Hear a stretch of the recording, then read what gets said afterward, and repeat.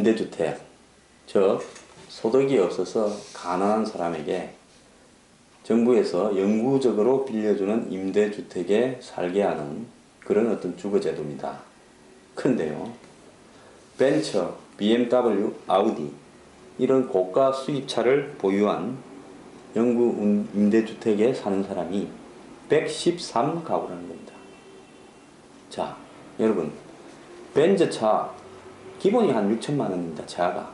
아우디도 그렇고 BMW도 그렇습니다. 독일 명차 3인방 아닙니까?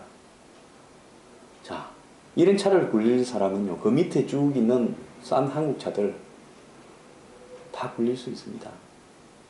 영국 임대주택에 사면서요, 최고급 외제차를 굴리는 사람의 심보는 뭡니까? 자, 영국 임대주택의 주택 소유 여부와 무주택자 이런 것만 본다는데요.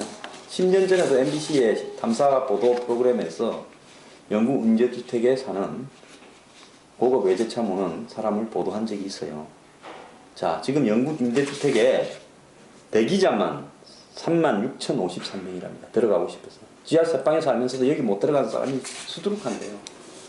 이런 사람들이 어떻게 영국 임대주택에 살고 있는지, 영국 임대주택에 그런 차를 몰고 다녀도 안 맞아 죽는지, 참 대한민국의 제도가 수상합니다.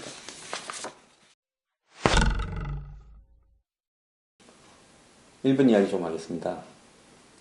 아베가요, 집단적 자위권을 다룬 안보법제는 강행 처리를 통해서 목표를 달성할 수 있겠지만은 내년으로 예정된 일본 평화헌법, 즉 일본이 외국과의 전쟁을 하지 않는다, 군대를 두지 않는다, 자위대만 두어야 된다, 뭐 이런 어떤 부분을 다룬 평화헌법 개정은 이번 사태로 사실상 물 건너갔다. 즉 아베가 이 안보법 개정을 밀어붙이면서 지지율이 너무 떨어졌다는 겁니다. 그래서 내년에 이런 상태에서 평화헌법까지 개정하려다가는 실각할 우려도 있기 때문에 내년에 중참의원을 다 해산하고 더블 총선, 즉 중의원과 참의원을 동시에 총선을 치루어서 거기서 승리해서 법을 통과시키든지 말든지 해야 되는 거 아니냐 하는 상황까지 지금 되고 있다는 겁니다. 그래서 아베는 집단적 자위권은 통과시켰지만은 사실상 집단적 자위권이 유효하려면, 집단적 자위권이 뭡니까? 미국과 동맹을 맺고 있는 국가가 공격을 받으면 그 나라도 동참한다는 거죠. 이것이 일본의 헌법과 맞으려면 지금의 일본의 평화헌법이 사실상 개정이 돼야 서로 법이 앞뒤가 사실상 완결이 되는 겁니다. 하나만 되면요, 좀 서로 어긋나는 부분이 있죠.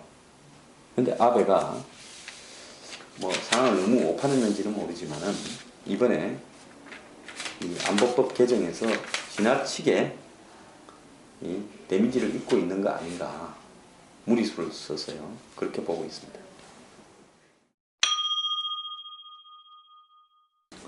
미국이 어제요, 9월달에 인상할 거라는 금리를 동결했는데, 저도 9월달에 인상하지 않겠냐 봤는데 차이나 소크가 얼마나 심했는지, 미국이 전 세계에 불황이 오면 우리가 뒤집어 쓸 수 없다.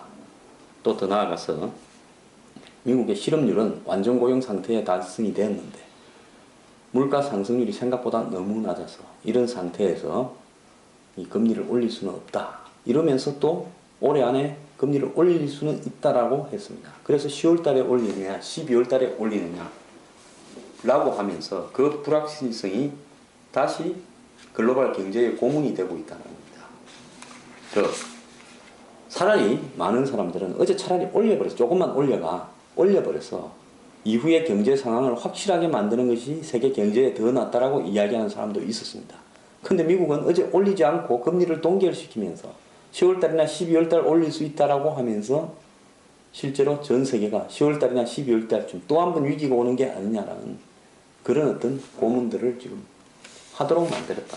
이것이 좋은 것이냐, 불확실성이 더 심화되어 가도록 만든 거 아니냐.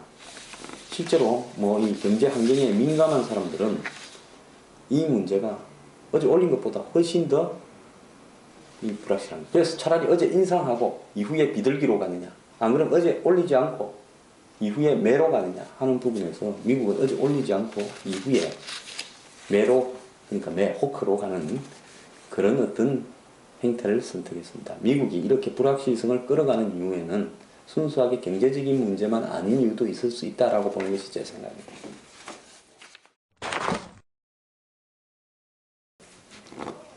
한국인이요, 물질적인 부분에서 삶의 조건은 OECD 국가 중에서 20위였는데 삶의 질 차원에서는 29등을 했습니다. 특히 그 사회적, 사적 지원 관계망, 즉 어떤 사람이 어렵게 되었을 때 사적으로 지원해 줄 수 있는가, 이런 어떤 관계망 조사에서는 36위로 최하위를 했습니다. 그래서 우리나라 분들이 정말 아프리카 같은 수준에서 60년대, 50년대에 숨도 안 쉬고 일을 하면서 살아왔고 어느 정도의 풍요를 이루었지만은 삶의 질은 굉장히 악화되고 있고, 또 본인이 주변과 맺어가는 어떤 사적 지원 관계망은 삶의 질보다도 더 악화되어 있다는 겁니다. 그래서 한번 보십시오. 그리스나 이탈리아요, 해고되면 스페인도 마찬가지입니다. 가족 중에 누가 한 명 식당 하면요, 거기 가서 다 웨이터라도 하면서 먹고 삽니다. 즉 도시에서 해고된 수많은 젊은이들이요, 자신들 가족들의 어떤 패밀리의 관계 속에서 어쨌든 삶을 꾸려가기는 하고 있습니다. 그런데 한국 사람들이 과연 위기를 닥쳤을 때 사적 지원 관계망이 작동될 수 있을 것인가? 그렇지 않다고 보는 게 세계 최하위라는 겁니다. OECD 국가 중에서. 자, 정말 물질적인 풍요가 있는지는 모르겠지만 정신적으로는 공허하고 삶의 질은 최악적인 상황에서 살아가고 있는 게 아닌가, 이렇게 생각합니다. 자, 백 없는 청춘. 식비 저렴한 탑골 공원에서 밥 먹는 20, 30대 청년이 많다. 탑골 공원 주변에 가면 물가가 한 15년, 20년 전 같습니다. 뭐 4,000원짜리 국밥도 있고요, 비빔밥도 있고 그렇습니다. 밖에 가면 6, 8,000원 하죠.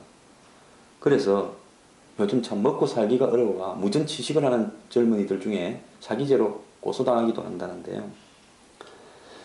그래서 이런 젊은이들이 뭐 3포, 5포, 7포 세대를 넘어가지고 힘들다 보니까 이제 노인들이 주로 모여서 시간을 보내는 탑골 공원 주변이 물가가 싸더라. 그래서 거기에서 먹는 문제를 해결한다는 겁니다. 자, 이런 문제를 우리가 어떻게 바라봐야 될지 정말 착잡합니다.